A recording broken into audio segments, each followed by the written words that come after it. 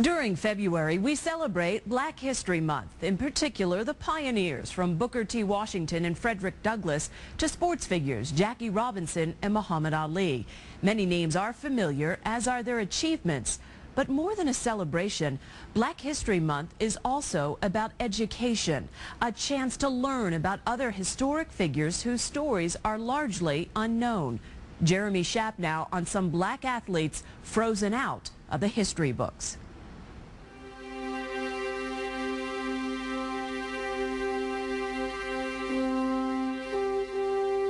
These are not the faces of hockey. Of the four major team sports, hockey is by far the whitest.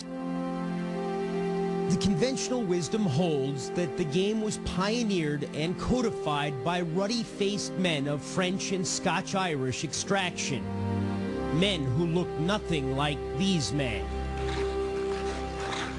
But it turns out that the game has never been lily white, not even 100 years ago. Not anyway, according to historians George and Darrell Fausty. They argue that hockey's roots are black and American. A lot of this history was either conveniently ignored, lost, or simply forgotten. The brothers Fausty are the authors of Black Ice, the lost history of the Colored Hockey League of the Maritimes. Their thesis is simple, yet astounding. Hockey as we now know it, the slap shot, athletic goaltending and skating, was introduced not by the white men who generally get the credit, but years earlier in Nova Scotia by the sons and grandsons of American slaves. One of the biggest obstacles we have in revealing this research is the fact that people say, no, it can't be true. We've already credited certain individuals with some of these innovations. You must be wrong. The story begins not in Canada, but here in Jericho, New York, on Long Island. Today, the Maine Made Inn is a restaurant. In the mid-19th century, it was the home of Abigail Hicks, who would hide runaway slaves in her attic. In fact, the Underground Railroad on Long Island, which ferried slaves to freedom in Canada, was operated out of this nearby church. Runaways came up, and a lot of them, they hid out so they can continue up to Canada, and a lot of them stayed in the community. Drakeford Levi's ancestor, Eliakim Levi, was among those who stayed on Long Island, helping hundreds of other runaways find their way to Canada, mostly to Halafax, the capital of Nova Scotia, the rugged, windswept province 700 miles north and east of Long Island. Eventually, these former slaves would help create the Colored Hockey League. If you look at the history of the CHL, you see that the real legacy of the CHL is that this is the Underground Railroad legacy, and that is the legacy that gave us modern hockey. The Fausties say that the Colored Hockey League was organized more than 30 years after the last runaway slaves reached Nova Scotia in about 1895. Initially a church league, the players adhered to a declaration of faith that emphasized sportsmanship and athleticism over brute force. When I found out this league had used the Bible as their rule book for playing hockey, I said, wow, this is profound. Wayne Adams was born and raised in Halifax. His father, grandfather, and great-uncle played in the Colored Hockey League.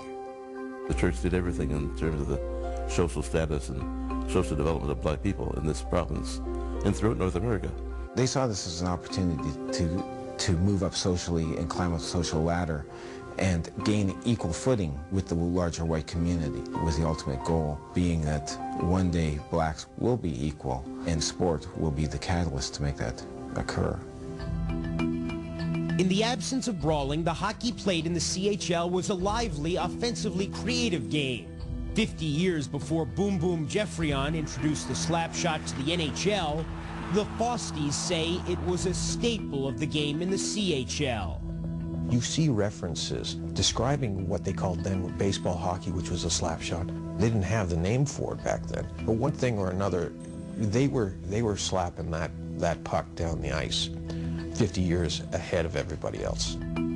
The Fosties claimed that the first goaltender to play not just in an upright position was Henry Franklin of the Dartmouth Jubilees, who stood 3'6". Henry Braces Franklin was aggressive in goal. The argument's been the reason he was the first player to go down on ice was, as some people have sarcastically said, he was already there. In its heyday, just after the turn of the 20th century, the CHL was flourishing. From Nova Scotia to nearby New Brunswick and Prince Edward Island, games might attract as many as 1,200 fans. Despite drawing from a relatively small portion of the population, black teams sometimes defeated the best of the white teams. Here, for instance, is a story about the Chibuktos, a powerful white team, falling to the all-black Eurekas 9-7 in 1899. Often when the black teams had a good showing against them, you never had another repeat game. It was almost like, oh my God, we've had the hell scared out of us, we're not going to go back again. Shortly after World War I, the league collapsed, and within a generation, it had all but disappeared from the collective memory of even most black Nova Scotians. The story of the CHL seemed to have been lost. The Hockey Hall of Fame in Toronto, how do they recognize these innovations? They don't. But when it's built, the Black Hockey and Sports Hall of Fame in Nova Scotia will. Craig Smith is its president.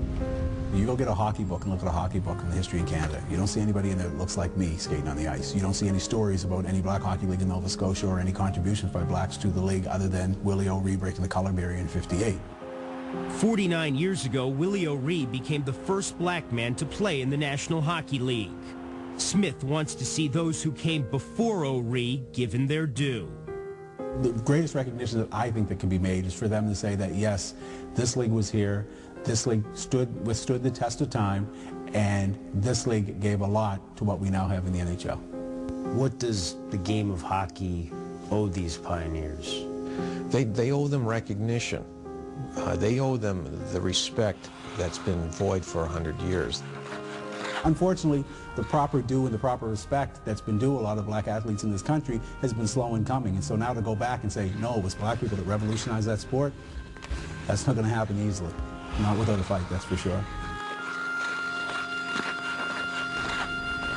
Jeremy Schaap reporting. Over the NHL All-Star break in Dallas, George and Daryl Fostie presented their findings on the Colored Hockey League to the NHL Diversity Task Force.